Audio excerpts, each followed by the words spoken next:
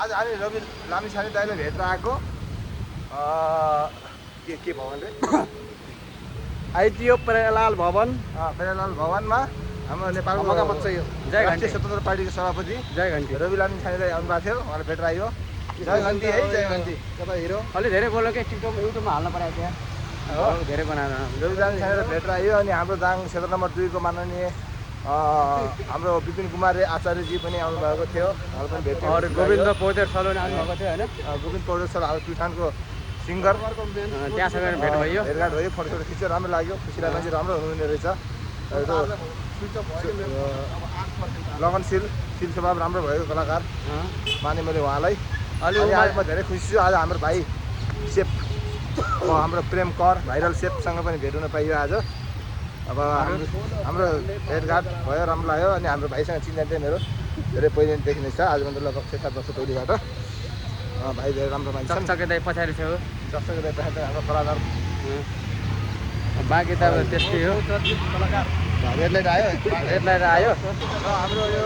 प्रेरणालाल भवनदेखि लिएर हामी अब रविलाल च्यानललाई भेट्न कार्यक्रम सिद्धाएर अब हामी इन्डिया गेटको तर्फ रवाना हुँदैछौँ अब इन्डिया गेटमा गएर राम्रो राम्रो फोटोहरू चकचके दाइ थोरै नजिक आउने भएको हुन्थ्यो यसो फोटो भिडियोहरू आउँदैछ हाम्रो बस वेट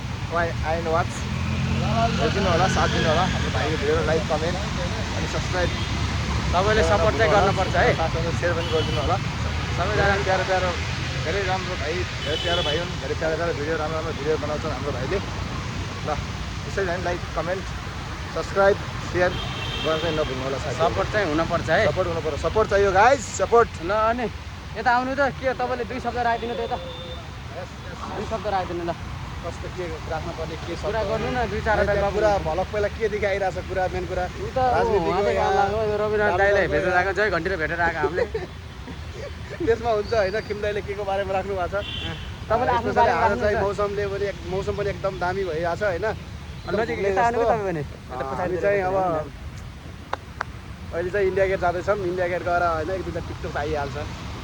एउटा दुईवटा होइन धेरै नै आउँछ अनि त्यसपछि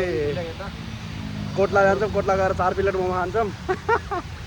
5 प्लेट मोमो 2 मिनटमा जसले खाइसक्छ त्यसलाई 500 रुपियाँको इनाम राखेको छु मैले त्यसको पनि च्यालेन्ज गर्ने हो र हुन्छ आज भिडियो हेर्दै जानु होला कस्तो राम्रो भ्यू आएको छ नि होइन अब